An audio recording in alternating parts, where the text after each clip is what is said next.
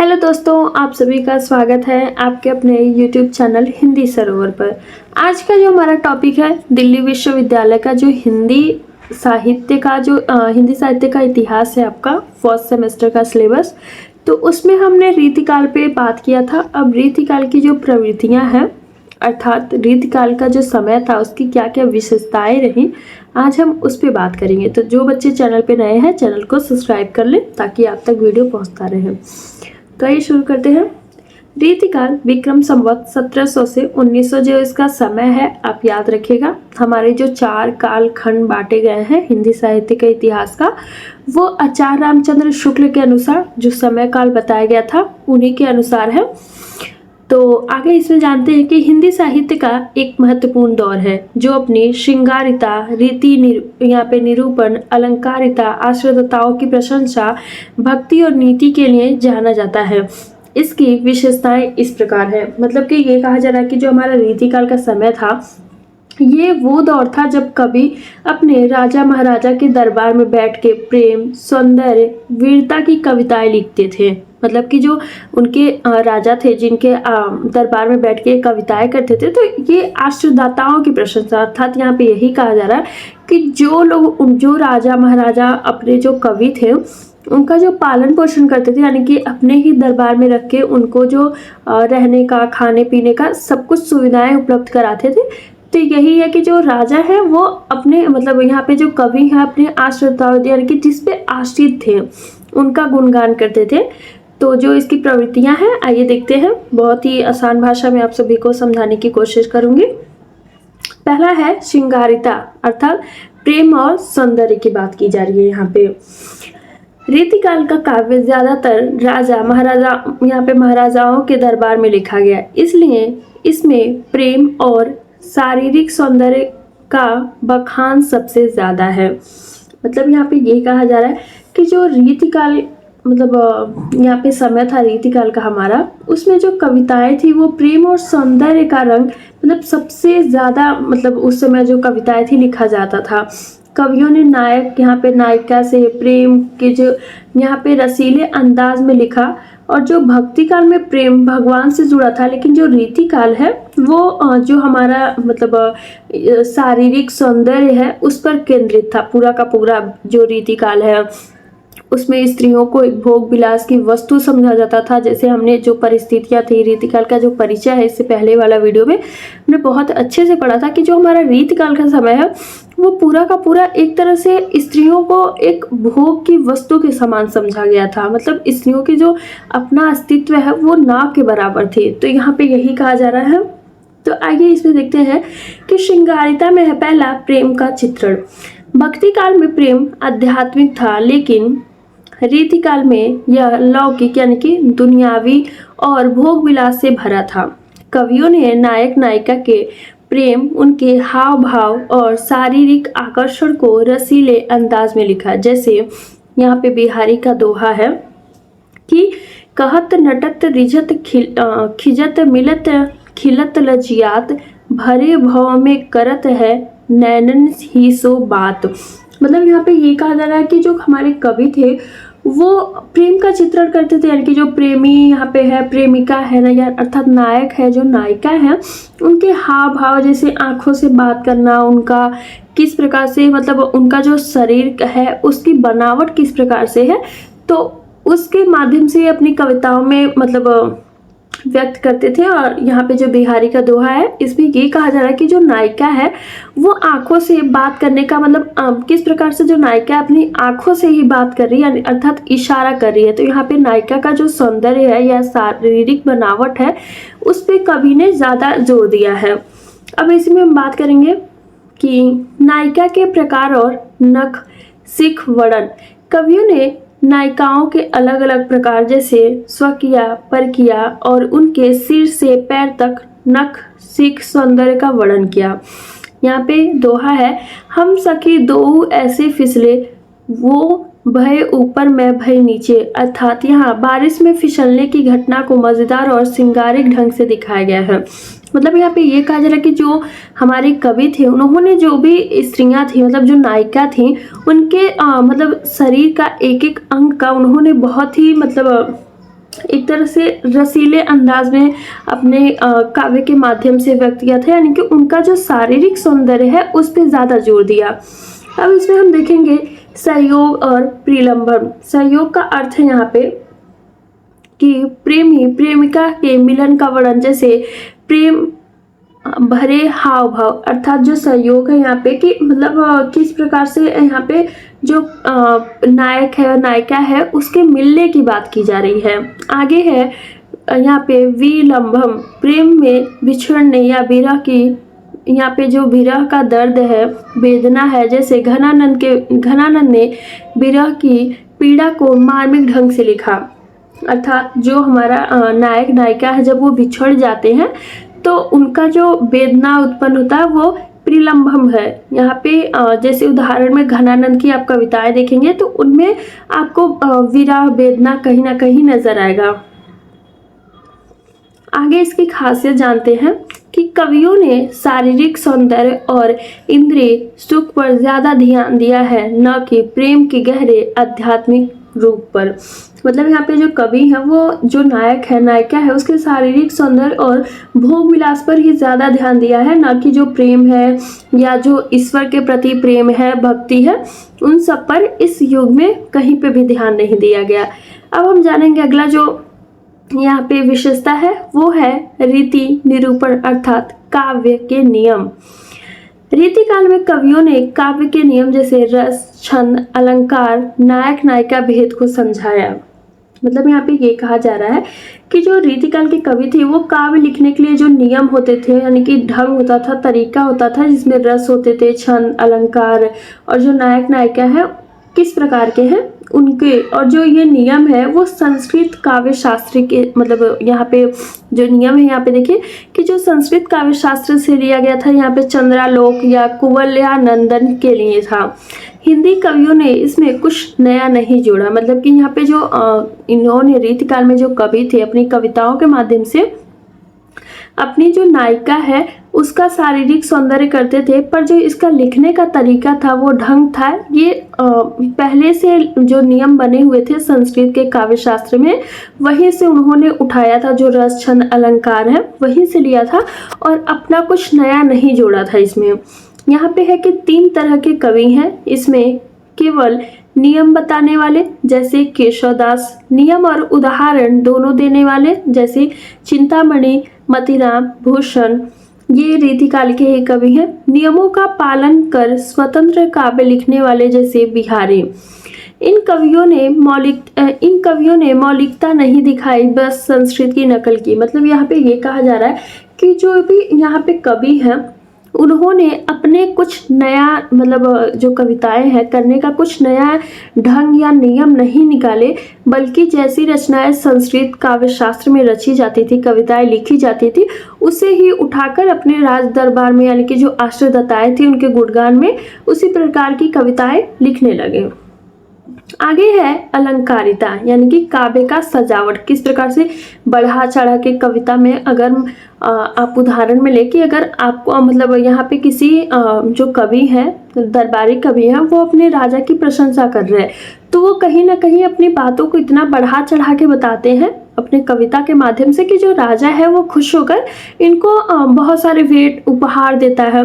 तो यहीं पे है कि जो अलंकारिता है, मतलब कि रीतिकाल में कविता को अलंकारों जैसे यमक, श्लेष, अनुप्रास, उपमा, रूपक से सजाया गया। यहाँ पे विशेषता ये है कि अलंकारों का इतना ज़्यादा इस्तेमाल हुआ कि वे कविता का मुख्य हिस्सा बन गया। जैसे भुजंगेश की बैतगिनी, यहाँ पे भुजगिनी सी खेदी खेदी खात, यानी कि यहाँ पे भूषण ने शब्दों की जादूगरी दिखाई है। मतलब यहाँ पे ये कहा जा रहा है कि जो अलंकारों का इतना ज़्यादा इस्तेमाल कर दिया गया था, यानी इतना ज़्यादा प्रयोग कर दिया गया था कि वे अपना मतलब जो उनका एक तरह से मूल भाव है वो कहीं ना कहीं उसी में खो गया अलंकारों के बीच। अब जानते हैं कि इसमें कमी क्या है। ज्यादा अलंकार के कारण कई बार कविता का भाव खो जाता था।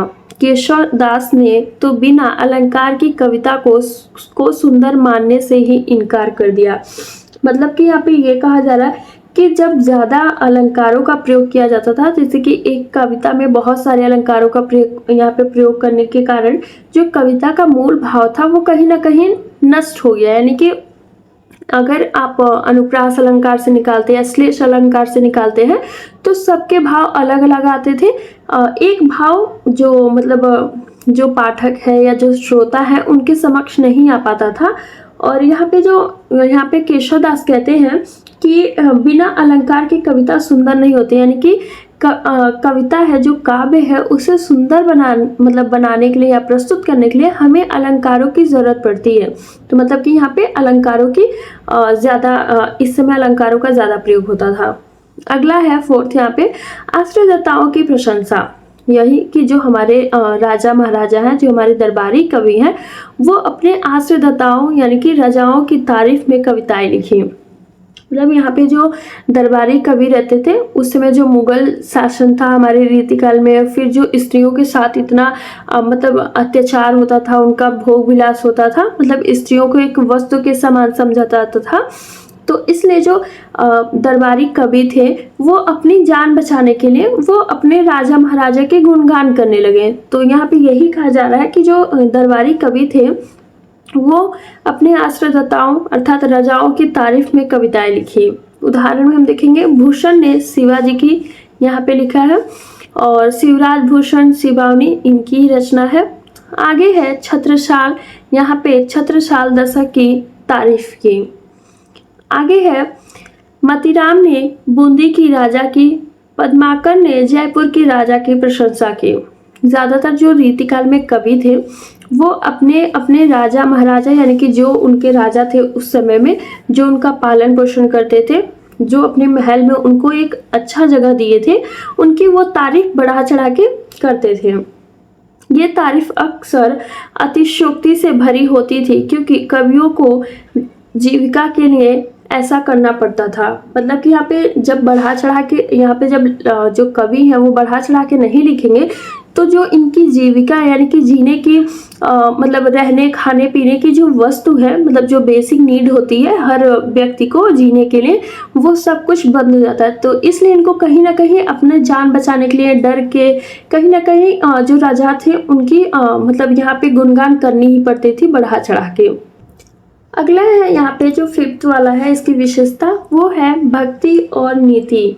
रीतिकाल में श्रृंगार के अलावा भक्ति और नीति पर भी रचनाएं लिखी गई। मतलब कि यहाँ पे ये कहा जा रहा है कि जो भक्ति है, राधा कृष्ण भक्ति, कवियों ने राधा कृष्ण को नायक नायिका की तरह दिखाया। जैसे बिहारी का दोहा है, मेरी भव बाधा हरी राधा नगरी सोई। अर्थात मतलब इसमें ये कहा जा रहा है कि जो भक्ति था, यहाँ पे जो भक्ति है, भक्ति का अर्थ ईश्वर के प्रति प्रेम, श्रद्धा, समर्पण की भावना। रीतिकाल में भक्ति का स्वरूप भक्ति काल की तरह नहीं था। मतलब कि यहाँ पे जो भक्ति काल में हम देखते हैं कि तुलसीदास है, सूरदास है, कबीर है, वो ईश्वर के लिए मानते थे। पर जो हमारा मतलब रीतिकाल था, ये कहीं ना कहीं जो मतलब अतिशयोक्ति जो राजा महाराजा थे उनके गुणगान में, उनकी भक्ति के लिए यहाँ पे कविताएं मतलब करी जा रही थी। और जो राधा कृष्ण या जो ईश्वर थे उन्हें भी कहीं ना कहीं जो कवि थे वो अपने बचाव के लिए एक नायक नायिका के रूप में प्रस्तुत कर देते हैं। तो यहाँ पे हम देखेंगे कि जो अन्य देवता हैं, जैसे कि भूषण ने शक्ति, अन्य कवियों ने शिव, गणेश, सरस्वती की स्तुति की। मतलब कि यहाँ पे ये कहा जा रहा है कि जो अन्य मतलब कवि थे यहाँ पे, कि जैसे भूषण ने यहाँ पे मतलब शक्ति का प्रयोग किया। जो अन्य कवि थे यानी कि भूषण के अलावा जो भी रीतिकाल में कवि थे, मतीराम थे, बोधा, आलम, यहाँ पे घनानंद, और जो मतलब कविताएं लिखी जाती थी वो शिव, गणेश, सरस्वती को स्तुति यानी कि उनको मान के, उनकी पूजा करके, उनको ध्यान रख के कविताएं रची गई। इसमें कमी क्या था? दरबारी माहौल के कारण भक्ति गहरी नहीं थी, बस नाम मात्र की थी। मतलब कि जो भक्ति थी यहाँ पे, जो भक्ति काल में हम ईश्वर को इतना पूजते हैं, और लेकिन जो हमारा रीतिकाल जैसे आया, पूरा जो भक्ति काल का समय था वो सब रीतिकाल में नष्ट हो गया।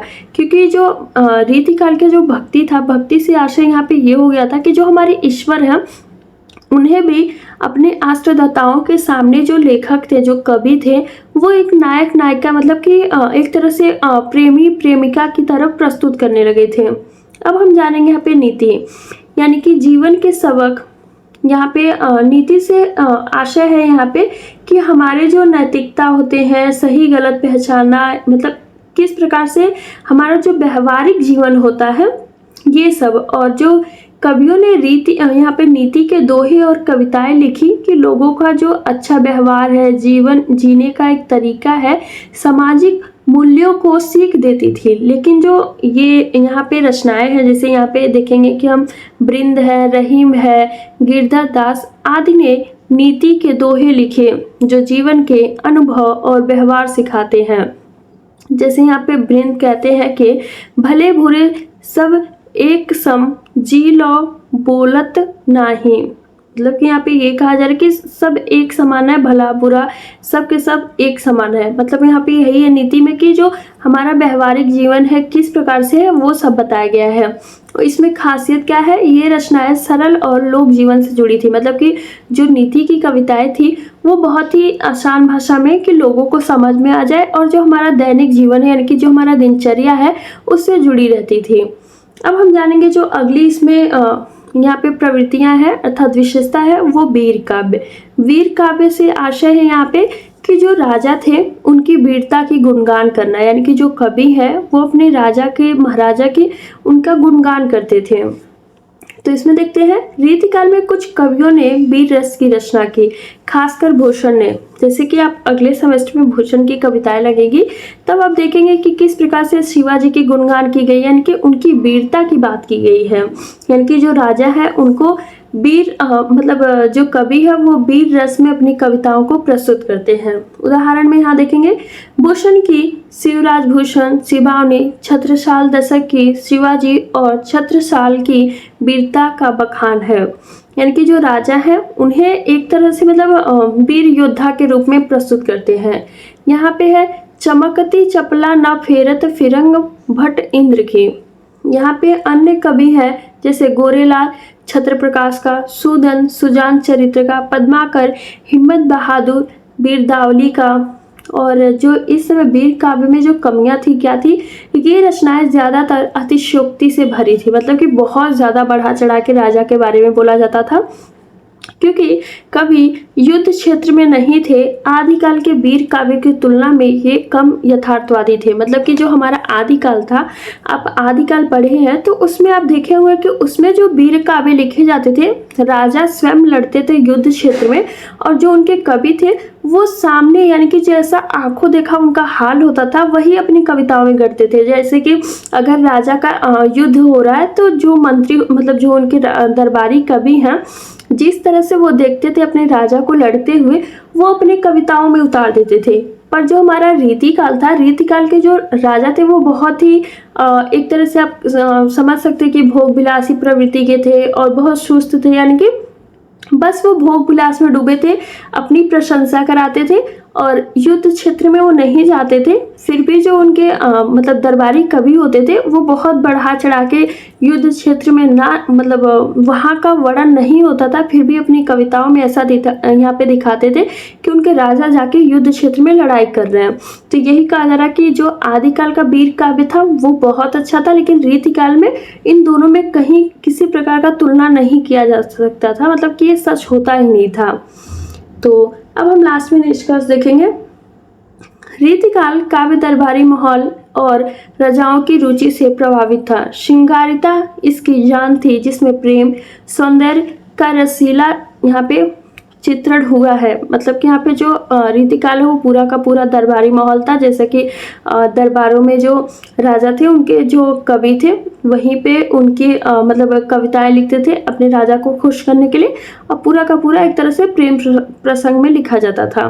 रीति निरूपण अलंकारिता ने काव्य को शास्त्रीय और सुंदर बनाया। यानी कि जो कविता लिखने के जो नियम कानून होते थे और जो उसमें अलंकार होते थे, मतलब उसे सुसज्जित करने के लिए, उसे सुंदर बनाने के लिए वो इसके जान होते थे। आश्रयदाताओं की प्रशंसा कवियों को मजबूर, यहाँ पे जो आश्रयदाताएँ थे यानी कि जो उनके राजा महाराजा थे और जो कवि थे उनकी प्रशंसा जो करते थे, वो कवियों की एक तरह से मजबूरी थी, क्योंकि अगर प्रशंसा नहीं करते या तो मारे जाते या तो उन्हें खाने पीने रहने के लिए या नगर से राज्य से निकाल दिया जाता था। इसलिए वो कहीं ना कहीं डर से मतलब अपने जो राजा है उनका गुणगान करते थे। भक्ति और नीति ने काव्य को गहराई दी और वीर काव्य ने शौर्य दिखाया। यानी कि जो भक्ति है, हमारा जो नियम कानून है, नीति है, व्यवहारिक जीवन है, और जो हमारा वीर काव्य है वो शौर्य दिखाता है, यानी कि बलवान दिखाता है। हालांकि इसमें मौलिकता की कमी रही, फिर भी इसकी सौंदर्य और शिल्प की कला आज भी यहाँ पे प्रशंसनीय है।